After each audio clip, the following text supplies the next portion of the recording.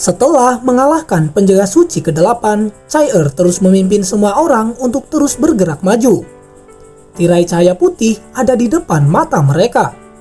Melalui ujian Ksatria Hitam tidak berarti bahwa mereka telah menyelesaikan lantai 3 menara. Berdasarkan 2 lantai sebelumnya, mereka hanya menyelesaikan setengah dari ujian di lantai ini. Dan ujian selanjutnya akan terus meningkat dalam kesulitan. Hanya pertarungan yang lebih kejam yang menunggu mereka. Setelah Chai-Er melangkah keluar dan memasuki tirai cahaya putih, Zhang Fang, Wang Yuanyuan dan juga Chen Yinger mengikuti di belakang. Melangkah melalui tirai putih, semua orang merasa sangat berbeda. Sebelumnya mereka berada di dunia yang sangat gelap, tetapi pada saat ini mereka berada di dunia dengan aura suci yang sangat kuat. Kegelapan di sekitarnya sudah tidak ada, digantikan oleh cahaya suci yang tak terbatas. Tidak ada lautan kerangka. Bagian kedua dari lantai 3 ini seluruhnya kosong. Pada ujungnya berdiri patung Eluk sang bencana tidur. Dan di bawah patung itu terlihat seorang pria duduk bersila, mengenakan gaun sihir putih dengan atribut cahaya menyelimuti seluruh tubuhnya. Dia ada di sana sepertinya telah menunggu kedatangan kelompok Chai-Er. Meskipun mereka menghadapi satu musuh sekarang, kelompok Chai-Er terlihat lebih berhati-hati. Benar, karena musuh yang berdiri di depan mereka sendirian, kekuatannya pasti akan lebih besar. Setidaknya jauh lebih kuat daripada Ksatria Hitam sebelumnya. Saat ini, Chai-Er kembali pada rekan-rekannya dan berkata pada Chen Yinger, "Yinger, kamu tunggu di sini. Kami akan mengandalkan kekuatanmu pada ujian berikutnya. Yang lain ikut bersamaku." Saat dia mengatakan itu, sosok Chai-Er berkedip dan bergerak maju ke arah penyihir suci. Sebagai seorang asasin, dia jelas merupakan kandidat terhebat melawan seorang penyihir. Wang Yuanyuan juga mengikuti, menyerang bersama dengan Chai-Er. Bau darah yang menyengat langsung melonjak di belakangnya, dan samar-samar orang bisa melihat cahaya merah menyala itu berubah menjadi bayangan dengan penampilan yang sama dengan Wang Yuanyuan.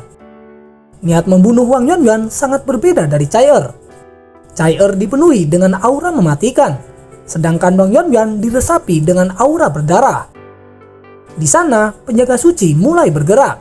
Dia maju ke depan ke arah kelompok Chai-Er yang menyerang. Tongkat di tangannya mengeluarkan sebuah sihir cahaya yang cukup mengesankan. Di sisi lain, cahaya abu-abu yang dipenuhi dengan niat membunuh segera meledak dari sabit dewa kematian.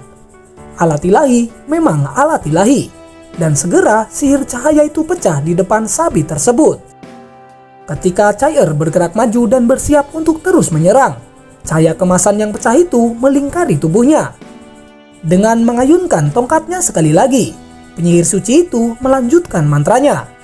Segera beberapa ksatria muncul di sisi Chai-Er dan juga Wang Yuanyuan, menghentikan mereka untuk maju lebih jauh. Ini adalah mantra dari Laka ke-9, Divine Binding, yang Wenjo tiba-tiba berteriak. Tetapi bukankah mantra ini sudah lama hilang? Bagaimana itu bisa muncul di sini? Sial, itu bahkan digunakan secara tiba-tiba. Mantra dari Laka ke-9 dan bahkan tanpa menggunakan mantra apapun. Itu adalah sesuatu yang mendekati level mantra terlarang. Jadi tidak heran jika mereka akan dihentikan. Mantra penyihir cahaya sedang berlangsung, dan semua orang tahu bahwa jika itu selesai, kelompok itu akan sulit untuk menahannya. Kekuatan serangan seorang penyihir jauh di atas seorang warrior, terutama penyihir cahaya yang muncul tepat setelah Ksatria Hitam. Kali ini, Chai-Er tiba-tiba berteriak, "Yuanyuan!" Mendengar itu, Wang Yuanyuan yang masuk melalui tirai cahaya sekitar waktu yang sama dengan Chai-Er bertukar pandang dengannya. Begitu dia mendengar panggilannya, dipenuhi dengan pemahaman diam-diam. Meskipun Chai-Er baru saja memulihkan ingatannya, ingatan yang dia peroleh setelah amnesia tidak dimunculkan oleh masa lalu. Tetapi itu bergabung secara menyeluruh, jadi saling pengertian mereka masih belum hilang. Chai-Er mulai menghitung dengan gerakan lambat. Penampilannya tertuju pada penyihir cahaya itu dari awal hingga akhir. Kecuali Yang Wenjo dan Duanyi, semua anggota lainnya tampak tenang dan berhenti mengisi daya di penghalang pelindung. Itu adalah saling pengertian. Bahkan tanpa perlu Chai-Er mengatakan apapun, mereka semua mengerti tujuannya. Dan saat pada hitungan ketiga, cahaya perak pada Wang Yuanyuan semakin kuat. Dan saat berikutnya dia menghilang hanya untuk muncul kembali di depan penyihir cahaya. Warna jingga dan merah tua terjalin dalam pedang badai darah. Itu membawa ledakan haus darah yang tak tertandingi. Pada detik berikutnya, retakan hitam pekat muncul dalam sekejap di depan penyihir cahaya. Itu adalah kemampuan bawaan dari pedang badai darah, yaitu badai dimensi. Faktanya, sekarang pedang itu telah mencapai tingkat epik melalui pembantaian yang tak henti-hentinya. Kekuatannya berbeda dari waktu sebelumnya seperti langit dan bumi. Di depan esensi cahaya yang kuat, itu meluncurkan pemotongan. Badai dimensi yang menakutkan menghasilkan suara bersenandung setelah kontak dengan mantra pertahanan dari langkah ke-9. Dan seketika ruang di dalamnya robek menjadi kepingan yang tak terhitung jumlahnya. Ini adalah serangan yang sudah lama dipersiapkan oleh Wang Yuanyuan. Perpaduan yang sempurna antara pedang badai darah dan tungku roh gerbang spasial. Kekuatan ofensif yang ekstrim, tetapi yang terpenting benar-benar tidak terduga. Kekuatan tungku roh gerbang spasial adalah membuka gerbang menuju tempat lain yang terlihat dan memungkinkannya untuk berteleportasi ke sana. Tidak seperti gerakan cepat, dia hanya harus bisa melihat tempat itu tanpa terhalang oleh rintangan apapun selama teleportasi ini. Jangan meremehkan tungku roh ini hanya karena tidak berasal dari perpaduan tungku roh lainnya. Melalui waktu panjang pembantaian Wang Yuanyuan, tungku roh telah berevolusi sebanyak 3 kali, memberikan jangkauan yang luas, jumlah penggunaan, dan juga stabilitas teleportasi. Saat ini, penyihir cahaya terlihat sangat panik. Dia jelas tidak mengharapkan lawan-lawan ini untuk menembus mantra pertahanan dari langkah ke-9 dengan cara seperti itu. Dan hanya karena keyakinan mutlaknya pada Divine Binding, dia berani melantunkan mantra ofensif yang sangat kuat. Selama mantra ini selesai, dia yakin itu akan memusnahkan semua manusia di depan matanya. Tetapi, kedatangan Wang Yuanyuan yang tiba-tiba benar-benar memotong alur pikirannya. Badai dimensi yang mengerikan itu diliputi dengan haus darah membuatnya tidak berdaya. Tanpa pilihan selain menghentikan mantranya yang hampir selesai. Dengan erangan pengap, dia mundur sambil melepaskan cahaya terang yang kuat dari tangannya, menghalangi kedatangan badai dimensi. Serangan itu telah diblokir, tetapi tongkat di tangannya langsung hancur seketika. Dan karena itu, Divine Binding telah dihapus, membiarkan Chai-Er untuk memimpin kelompok itu sekali lagi dengan serangan lain. Penyihir cahaya benar-benar luar biasa. Sambil mundur dalam situasi yang tidak menguntungkan, dia mengarahkan tangannya ke arah Wang Yuanyuan dan membuat lingkaran cahaya emas naik dari bawah kakinya, melepaskan pengikatan cahaya suci. Itu adalah mantra pengendali elemen cahaya dari langkah ke-7. Bahkan saat berada di bawah efek serangan balik dari mantra sebelumnya, dia masih melakukan gerakan ini, menunjukkan tingkat pemahamannya terhadap sihir cahaya. Sementara itu, tubuhnya tiba-tiba bergeser ke belakang, dan pemandangan yang mengerikan muncul seketika. Apa yang tampak seperti patung Elux di tepi panggung bergeser ke belakang di sampingnya, yang berusaha sejauh mungkin untuk menambah jarak. Sementara itu, dia terus melantunkan mantra dengan kecepatan yang semakin tinggi. Di sisi lain, dengan mengepakkan sayap spiritual di punggungnya, Chai-Er datang mengejar seperti sambaran petir abu-abu. Itu menelusuri potongan yang bersih dengan sapi dewa kematian di tangannya. Penyihir cahaya tidak diragukan lagi memiliki tingkat pemahaman yang sangat tinggi. Tetapi kekuatan pertahanan dan serangan mereka berbanding terbalik. Serangan mendadak dari Wang Yuanyuan adalah faktor yang sangat penting. Meskipun serangannya tidak berhasil menjatuhkannya, tetapi itu berhasil menembus Divine Binding yang menghentikan mantranya yang hampir selesai. Serangan mantra adalah hal yang sangat berbahaya. Jika mantra seorang penyihir terputus selama persiapannya, kemungkinan besar mantra itu akan menyerang balik. Secara khusus, serangan balik ini juga menjadi semakin kuat semakin dekat dengan penyelesaian mantra tersebut. Bahkan jika penyihir ini lebih dari lawan yang tangguh, bagaimanapun juga dia baru saja mengalami serangan balasan dari tingkat tertinggi dan belum menemukan waktu untuk memulihkan nafasnya. Chai-Er memang tidak punya rencana untuk membiarkan dia menyelesaikan mantra tingkat tinggi. Tetapi yang mengejutkannya, kecepatan penyihir cahaya ini bahkan melampaui pikirannya. Ketika sabit dewa kematiannya akan mendarat, mantranya yang lain telah selesai. Saat cahaya suci terbentuk, sabit dewa kematian tiba-tiba terhenti, dan segera kekuatan yang kuat meledak saat itu. Kekuatan yang tangguh ini hampir tak tertahankan, dipenuhi dengan pancaran cahaya, tetapi juga mengandung kekuatan benturan yang tidak perlu dipertanyakan lagi. Itu tidak menimbulkan efek merusak, tetapi bahkan sabit dewa kematian dari Chai-Er tidak dapat membubarkan cahaya suci yang tampak lembut ini. Mantra ini menyandang nama persembahan suci, mampu menyalakan kehidupan penyihir cahaya itu sendiri sebagai bahan bakarnya. Dan dari kelihatannya, jiwanya adalah salah satunya hal yang harus dinyalakan. Meskipun dia tidak lebih dari penjaga suci yang menjaga tempat ini, dia memiliki harga dirinya sendiri, dan tidak akan membiarkan dirinya dikalahkan dengan begitu mudah. Penggunaan dari persembahan suci sudah berhasil mendorong lawannya kembali, memberinya waktu untuk melafalkan mantra lainnya. Jadi saat ini, dia masih merasa percaya diri dalam mengalahkan manusia-manusia ini. Dan tepat ketika Chai-Er mengerutkan alisnya dan sudah merasa tidak bisa menang melawan penyihir ini, perasaan misterius tiba-tiba muncul darinya. Cahaya jingga lembut berputar di sekitar tubuhnya dan menghilangkan cahaya putih yang menempel pada tubuh Chai-Er, menyebabkan kekuatan yang sebelumnya tak tertahankan itu lenyap seketika. Tepat saat persembahan suci dibuat, semua orang menemukan dengan heran bahwa pancaran jingga ini keluar dari lengan kiri Long Hao Chen. Kilau cahaya yang mengesankan dan kualitas cahaya sucinya satu tingkat di atas persembahan suci. Itu langsung menekannya begitu saja. Chai-Er tidak tahu apa yang baru saja terjadi. Tetapi dengan pengetahuan tempurnya yang luas, bagaimana dia bisa melepaskan kesempatan yang begitu bagus?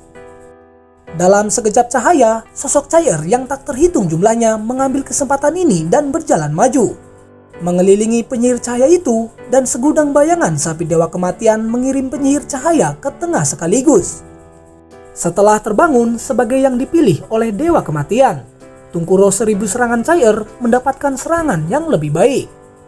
Dan meskipun sekarang menjadi bagian dari Tungkuro Samsara, Chai-Er telah memperoleh semua pengetahuan dalam memahami dan menggunakannya, membuat serangannya jauh lebih kuat dari sebelumnya. Dengan suara pecah yang menusuk telinga, penyihir cahaya itu menghilang dan berubah menjadi seberkas cahaya kemasan yang mengalir ke dalam liontin abadi pada Chai-Er. Sementara itu, sebuah suara juga terdengar. Penjaga suci ketujuh membayar kesetiaan padamu. Dengan gesit mendarat di tanah, mata Chai-Er masih terlihat kabur. Tanpa sadar, dia melihat ke arah lehernya sendiri pada lengan Long Hao Chen yang sedang digendongnya. Air mata segera membasahi pipinya. Itu adalah perisai siput ilahi. Cahaya jingga sebelumnya datang darinya. Tiba-tiba, Chai-Er melihat ke arah rekan-rekannya dan berteriak dengan keras. "Apakah kalian semua melihatnya? Dia belum mati. Hao Chen masih hidup. Dia pasti akan kembali kepada kita." Mencapai titik ini, lengannya memegang erat Long Hao Chen, seluruh tubuhnya bergetar dengan hebat. Tidak ada yang tahu mengapa kekuatan perisai siput ilahi keluar begitu saja. Dengan Long Hao Chen yang sudah mati, dia tidak bisa menjadi orang yang mengaktifkannya. Tetapi kekuatan dari perisai itu memberi mereka kepercayaan diri, seolah-olah kematian Long Hao Chen bukanlah sesuatu yang telah terjadi. Sejak pintu masuk mereka ke menara kematian, telah berlalu kurang dari setengah jam dari awal sampai akhir, dan mereka telah melewati 2 gerbang dan mencapai ujung lantai ketiga. Semua kekuatan terwujud tanpa keraguan. Sebenarnya para penjaga yang harus mereka hadapi semuanya adalah ahli dari langkah ke-9. Meskipun itu hanya awal dari langkah ke-9, mereka masih dapat mengalahkannya. Dengan banyak kesulitan, Chai-Er menekan perasaannya yang melonjak, kemudian dia kembali berkata, "Semuanya istirahat dan ambil energi spiritualnya." Saat ini jalan menuju lantai atas terbuka, diterangi oleh patung Elux yang ada di depannya. Hanya dengan menginjak pilar cahaya ini, mereka akan memasuki lantai keempat menara kematian. Tetapi kali ini tidak peduli seberapa terburu-burunya Chai-Er, ini tidak bisa lebih mendesak daripada membiarkan kelompok itu memulihkan kekuatannya. Kelompok itu tidak mendapatkan banyak istirahat setelah dimulainya misi di kota Modu. Ujian di lantai 3 menjadi sekeras ini. Apa yang akan terjadi selanjutnya di lantai keempat hanya bisa menjadi lebih sulit. Bagaimana mereka akan bisa melewati ujian di lantai keempat tanpa istirahat yang cukup? Lin Xin dan Si Masian juga dipanggil. Bagian kedua dari lantai 3 ini penuh dengan aura suci, sangat membantu mereka dalam memulihkan energi spiritual. Yang Wenjo dan Duan Yi duduk di belakang saling memandang. Mereka berdua melihat keterkejutan besar di mata satu sama lain. Menjadi sosok yang sangat baik dari generasi muda kuil kesatria, mereka sudah kehilangan semua pikiran untuk bunuh diri setelah dimarahi dengan keras oleh Long Hao Chen. Mereka bahkan awalnya berpikir bahwa bahkan jika Long Hao Chen dan Chai jauh melampaui mereka. Tetapi sekarang tampaknya pikiran ini jelas-jelas salah. Dari tampilan kekuatan yang ditunjukkan dari semua anggota secerca harapan, bahkan jika mereka berdua bergandengan tangan, mereka mungkin belum tentu bisa menang melawan salah satu dari mereka. Namun, Yang Wenjo dan Duan Yi tidak menunjukkan tanda-tanda putus asa, tetapi semangat bertarung mereka sangat dirangsang oleh itu. Luka mereka masih belum pulih untuk saat ini, tetapi mereka sudah membuat keputusan. Tidak peduli apapun itu, mereka harus berusaha berkultivasi untuk tumbuh sebagai ahli sejati. Seperti yang dikatakan oleh Long Hao Chen, tidak hanya ada satu tahta ilahi. Setidaknya ada 3 tahta ilahi di sana untuk mereka perebutkan. Waktu istirahat ini berjalan agak lama, memakan waktu tidak kurang dari 1 jam penuh. Setelah itu, semua orang membuka mata. Selain Lin Xin yang masih mempertahankan efek serangan dari Tunku Roh, yang lain sudah kembali ke dalam kondisi puncak mereka. Dan bahkan Lin Xin tidak akan memiliki masalah jika dia kembali menggunakan sihir berkekuatan penuhnya selama dia tidak mengaktifkan Tunku Roh miliknya. Dengan membawa Hao Chen di punggungnya, Chai berdiri sekali lagi. Masih terlihat sangat pucat, secara misterius inkarnasi kematian yang sebelumnya dia wujudkan tidak menghilang selama ini. Itu tetap melayang di udara dari awal hingga akhir. Dan setelah mengalahkan penjaga suci ke-7, bayangan ini tampaknya menjadi semakin jelas. Chai kemudian berkata dengan suara rendah, "Di lantai 3 menara, kami telah menghadapi ujian dari penjaga suci ke-12 hingga ke-7. Seharusnya masih ada 6 penjaga suci yang tersisa. Aku akan menjadi penyerang utama berikutnya. Dan Yinger, persiapkan dirimu untuk mengikuti lantai keempat. Jika memungkinkan, kamu akan menjadi kekuatan utama kami dalam melewati ujian ini, sehingga kami bisa langsung memasuki lantai kelima." Mendengar itu, Chen Yinger setuju tanpa ragu-ragu. Dia sama sekali tidak dapat mengambil bagian dalam pertempuran di lantai 3, dan masih dalam performa terbaiknya. Dia juga termasuk sebagai dewa yang dipilih. Dalam beberapa situasi tertentu, kekuatan dan kegunaannya bahkan melampaui Long Hao Chen dan juga Chai Saat ini, semua orang melangkah ke dalam pilar cahaya dan perlahan menghilang menuju lantai keempat menara kematian. Ini adalah ruangan yang kosong, sangat kontras dengan gelombang pasang kerangka di bagian pertama lantai ketiga.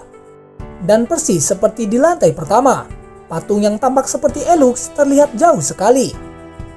Chen Yinger maju ke samping Chai dan bertanya dengan suara rendah, "Chai, bisakah aku mulai sekarang?" Mendengar itu, Chai mengangguk. Waktu persiapan seorang summoner umumnya paling lama. Jadi memulai sekarang karena musuh belum muncul akan memberinya waktu paling banyak. Chen Yinger langsung duduk di tempatnya saat ini, dengan babi kecil Maido melompat dari pelukannya. Cahaya pijar yang lembut dipancarkan dari tubuhnya, sementara semua manik spiritual pada jubahnya perlahan menyala. Dengan melantunkan sebuah mantra, Chen Yinger menyilangkan tangannya saat kristalnya muncul perlahan di tengah mantranya.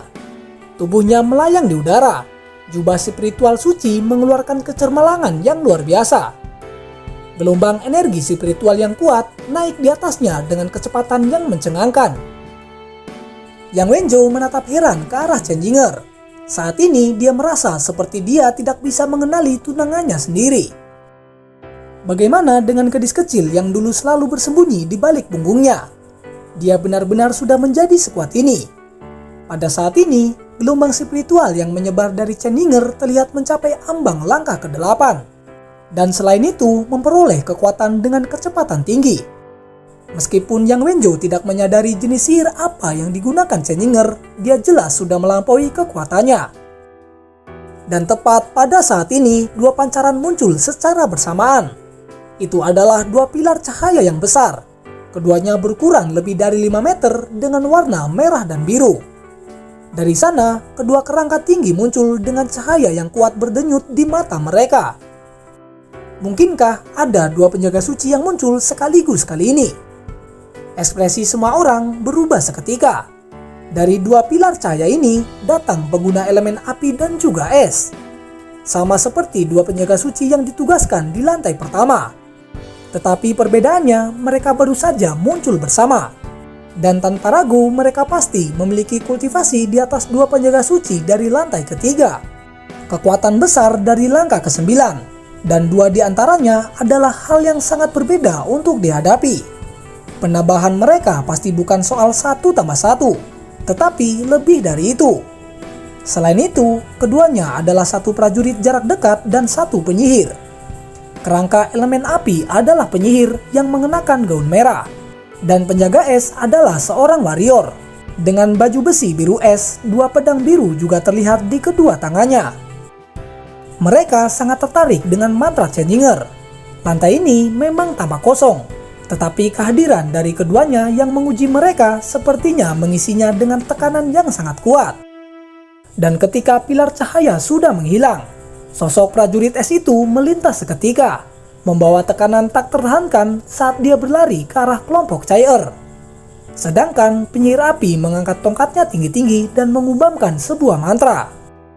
Seseorang dapat dengan jelas melihat dua wilayah merah dan biru di depan kelompok Chai-Er. Sangat berbeda dan memberikan tekanan besar pada mereka. Tepat pada saat itu, semua orang memiliki pemikiran yang sama. Jika saja kapten ada di sana. Di depan musuh yang begitu kuat, yang paling mereka butuhkan adalah seorang pemimpin yang mampu menangkis serangan musuh. Jika Long Hao Chen masih hidup, dia pasti akan menghentikan serangan prajurit es dengan menggunakan perisai siput ilahi. Untuk memungkinkan yang lain memanfaatkan sepenuhnya kemampuan mereka. Dan bahkan jika serangan Chai-Er lebih kuat, dia tidak memiliki kemampuan untuk menarik musuh. Dan dalam serangan langsung, tidak mungkin dia bisa langsung menghentikan serangan dari langkah ke-9. Saat ini, Zhang Fang tidak meringkuk sedikit pun berdiri di depan kelompok itu. Tetapi Han Yu dengan cepat melewati posisinya. Ini adalah pertama kalinya tindakan tidak serasi dilakukan oleh pasukan sejak dimulainya pendakian mereka di dalam menara kematian. Tetapi saat ini, Zhang Fang segera memahami mengikuti gerakan dari Han Yu. Zhang Fang dan Han Yu memiliki kekuatan yang hampir sama. Masing-masing memiliki keunikan sendiri. Han Yu berada di bawah level Zhang Fang dalam hal pertahanan. Tetapi sebagai anggota secerca harapan, dia memiliki rantai jiwa padanya. Seketika, bola api biru besar ditembakkan ke arah prajurit es itu. Itu adalah gerakan pertama dari Lin Xin. Menjadi seorang penyihir api, dia jelas merupakan kekuatan utama melawan pengguna elemen es.